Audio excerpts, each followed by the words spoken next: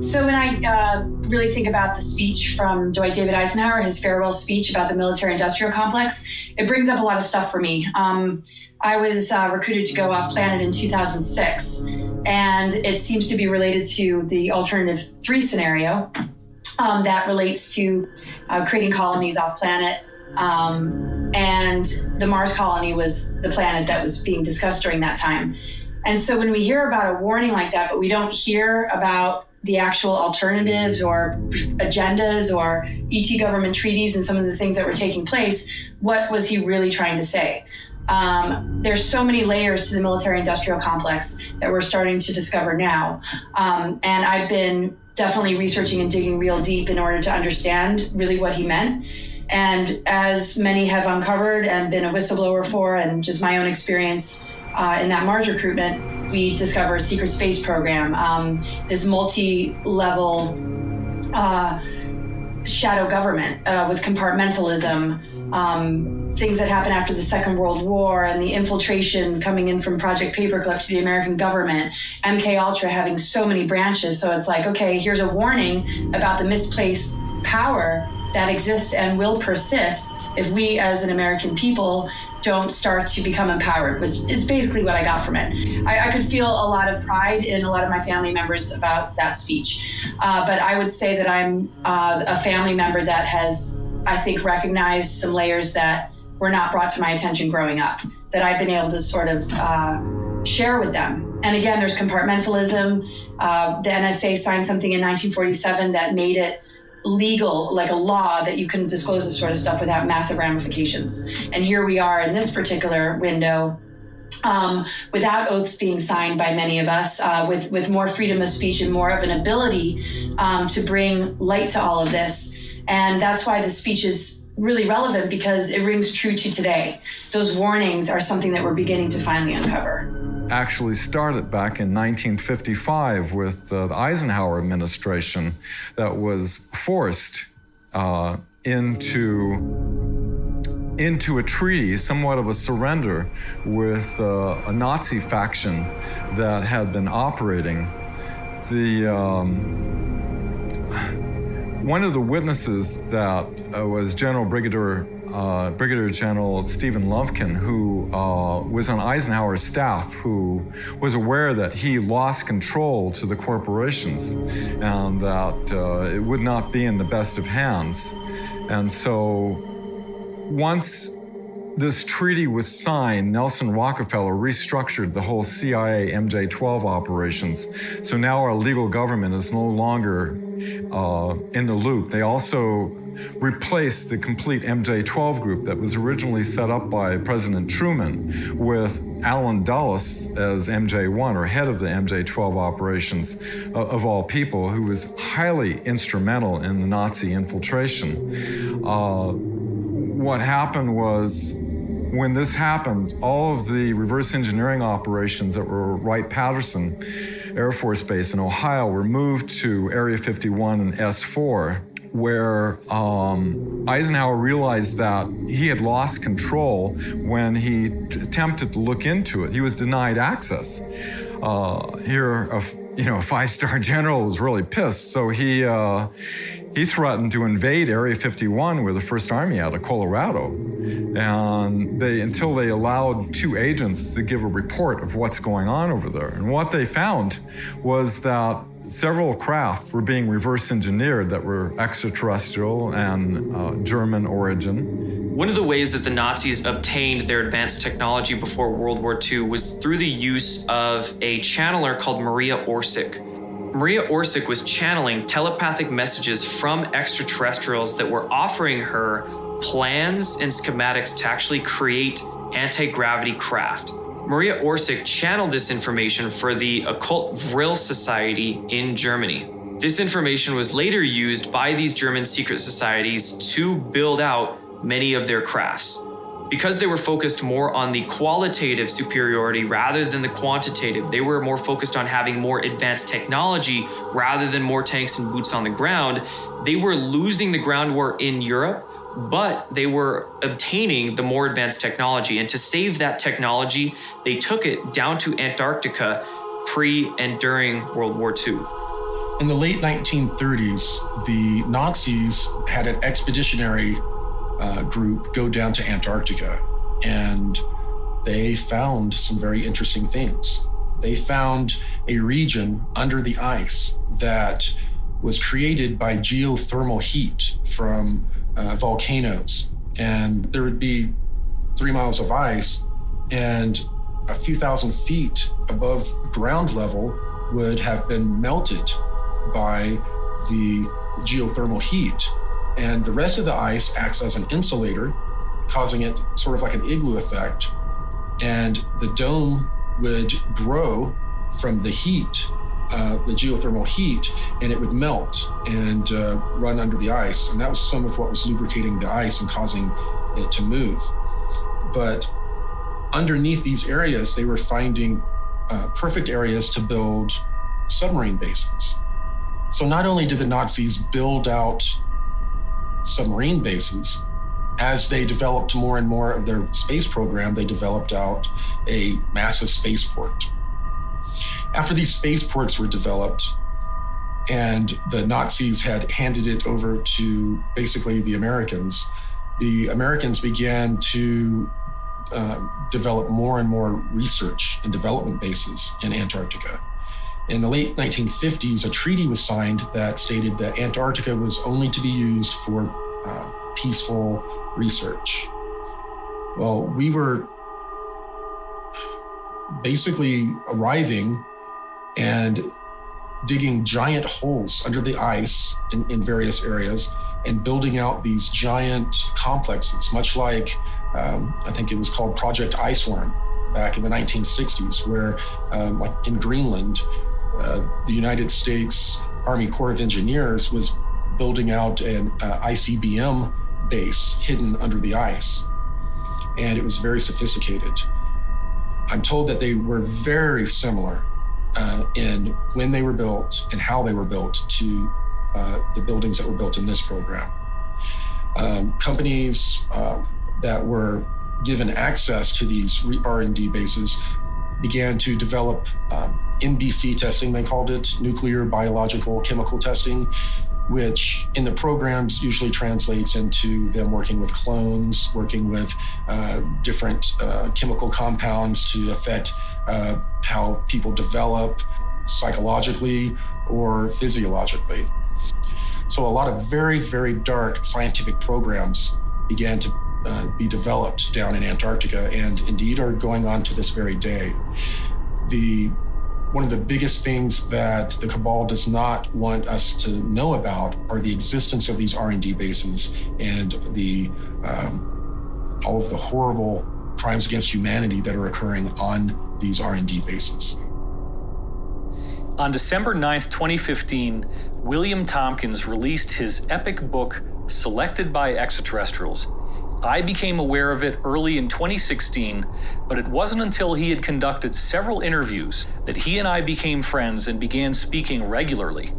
The story of William Tompkins is quite amazing. Here's a man who's 93 years old, and he gets hired right as he begins his military career in the Navy, working in a highly classified program for the United States government at the highest levels, where he was personally responsible for getting information from 23 different American spies who were embedded in the German secret space program, which apparently included bases in Antarctica. A single Navy operative went into Germany. This is like 1939. He didn't believe this, but there was very strange organizations and different research groups all over, not just Germany, but in the occupied countries too. And strangely enough, Germany was putting in production fantastic vehicles. They didn't have wings on these aircraft. They didn't have empennage or tails. They had landing gears. Some of them were triangular shaped. Some were rectangular shaped. Some were round shaped, like a saucer. And So he, being a spy for the Navy, found out all of these fantastic situations that were going on inside of Germany. And this is an important point. Instead of him going to his boss, coming back to the United States, he went directly to the Secretary of the Navy, Forrestal. Forrestal gets tapped on the shoulder. He gets told, don't select a Navy officer to head up these operatives. What? He's told to select somebody who had never been in Annapolis. Now, almost every Navy officer, whether they're a one-star or a lieutenant commander, they've all been through Annapolis to learn how to be a Navy officer. It turns out Forrestal is told that every book in the libraries, every book in the colleges, every book in the universities, every book on this planet is misinformation.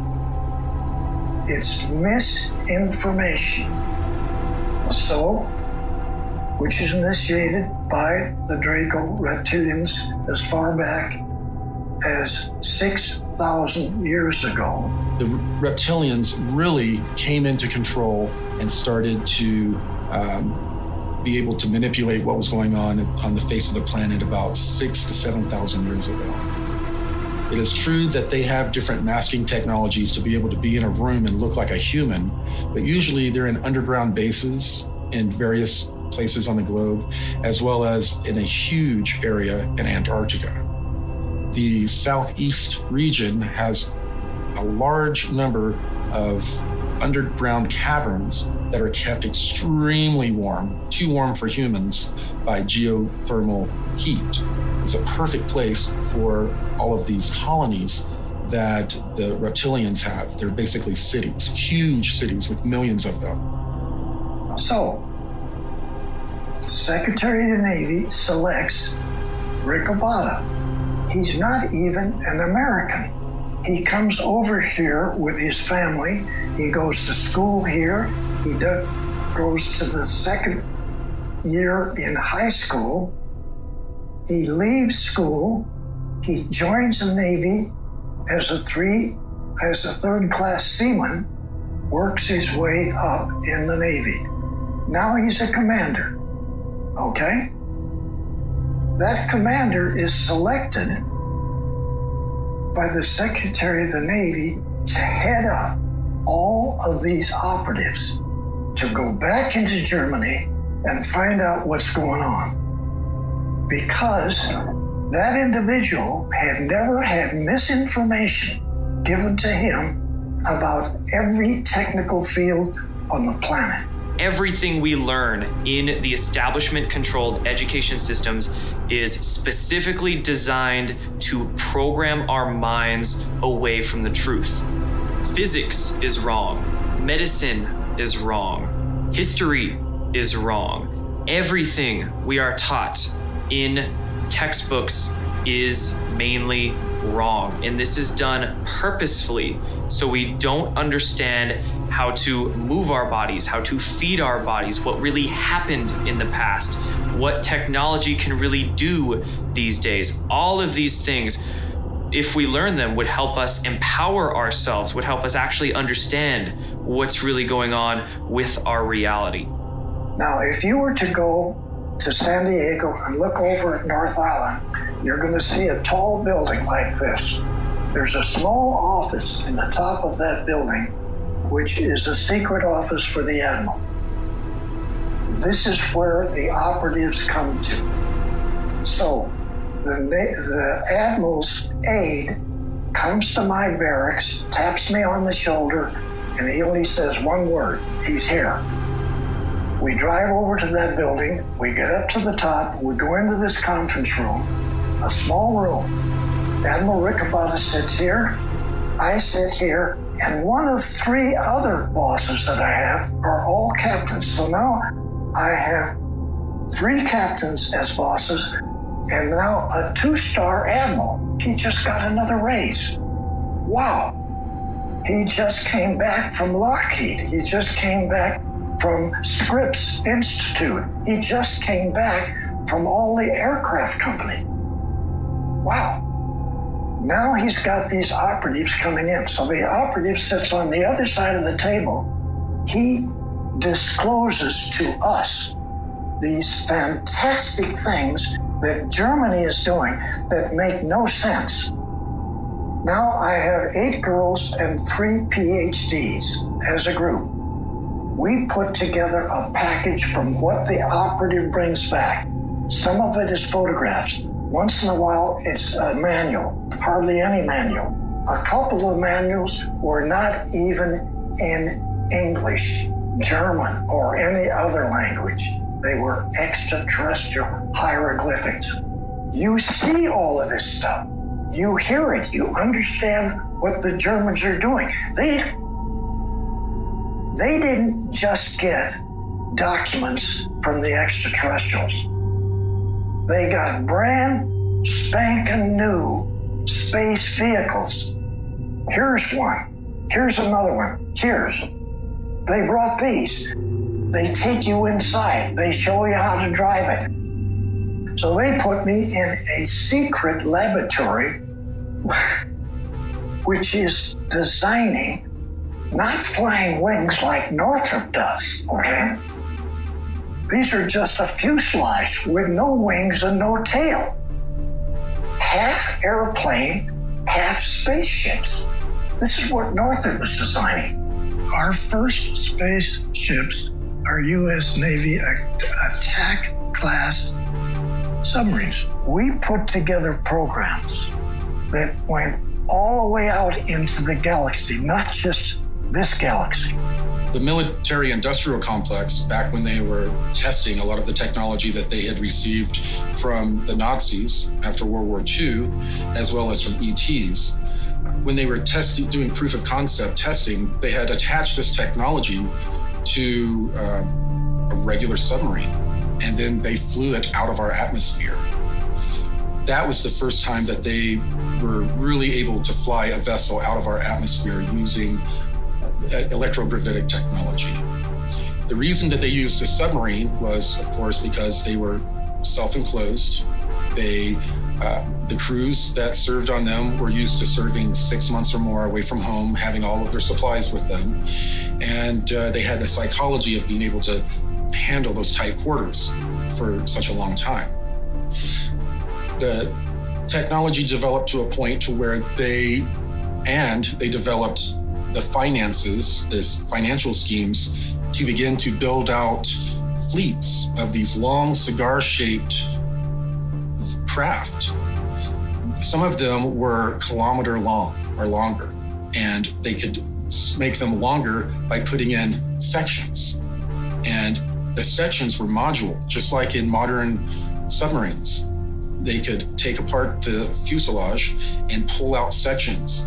It could, one of these modules could be set for like 3 or 4 months as a laboratory for a bunch of different, scientific programs. And then at its next time at port, the modules are swapped out, and then it's a hospital ship. The modules are swapped out the next time, and it's a troop transport, or it's just a long haul freighter.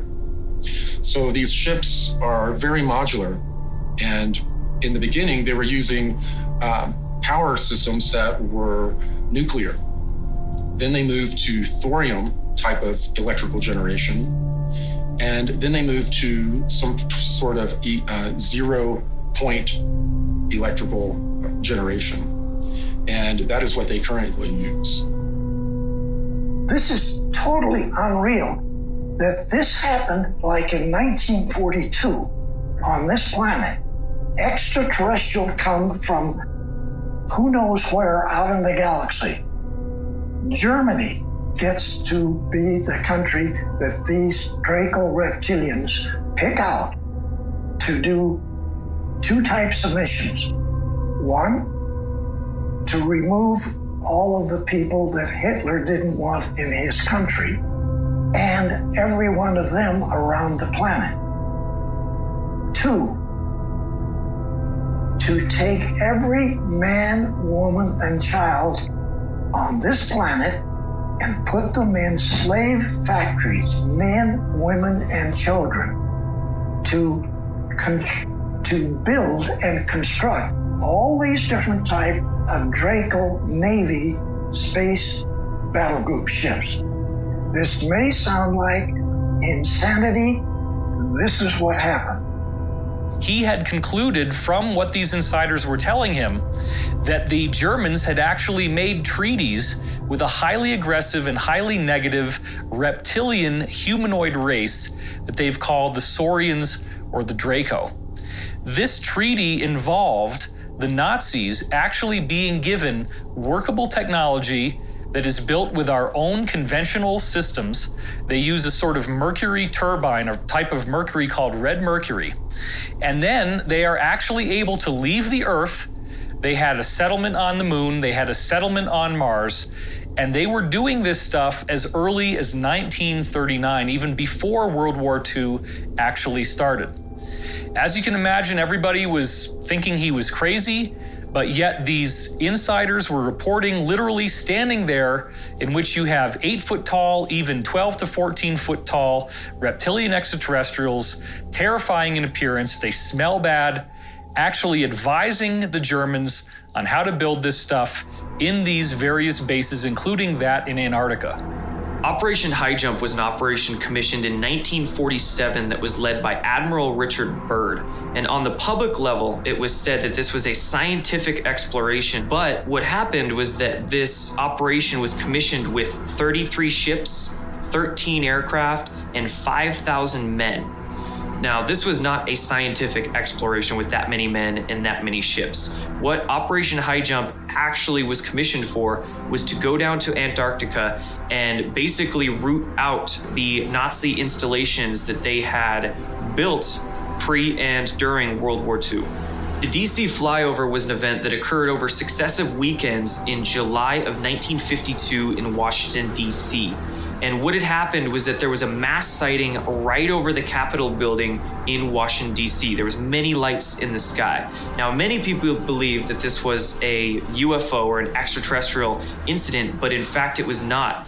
It was German saucers, German craft that were flying over the Capitol building and essentially forcing the hand of the Americans to accept many of these Nazi scientists into their control structures. When many of these Nazi scientists came into America after World War II in Operation Paperclip, they infiltrated into basically every power structure in the United States, government, media, medical systems, basically everything. After World War II, James Forrestal went to Germany to tour many of the research facilities that the Germans had over in Europe, and John F. Kennedy actually accompanied him on those tours. Some believe that Kennedy was actually given information by Forrestal about secret space programs and the UFO phenomenon. And near the end of James Forrestal's career, he was also embroiled in many policy struggles within the United States government. He wanted to disclose the UFO phenomenon and the technologies associated with it. It was said that he committed suicide by jumping out of a high-rise hospital that he was staying in at the time of his death. But of course, many people are also believing that he was actually pushed out of the window and in fact assassinated to prevent him from working to disclose these technologies in UFO projects. They had a really troubled Eisenhower that passed over the torch over to Kennedy, before leaving his famous speech of, beware of the misplaced powers when the industrial military complex, and that only an alert and knowledgeable citizenry can protect our future liberties and freedoms. Kennedy, with his background in Office of Naval Intelligence, and documents show that he was aware all the way back to 1942 of operations happening. Kennedy had Allen Dulles as the CIA director. Finding the nefarious activities that Allen Dulles was doing, he eventually fired Dulles and was replaced with John McCone. Because Kennedy was trying to look into these activities, Allen Dulles set up an assassination directive that was revealed in what was called the Byrne Memo, one of James Jesus Angleton's memos that they were attempting to try to destroy all. One intelligence operative was able to pull it, basically saying that Lancer, or the code word for JFK, has been looking into our activities. This we must not allow. This group was working with the group that was with the Treaty of 1955. So when Kennedy put forth a top secret document to the CIA director looking into the MJ-12 and CIA operations with the extraterrestrial, he was silenced with an assassination 10 days later.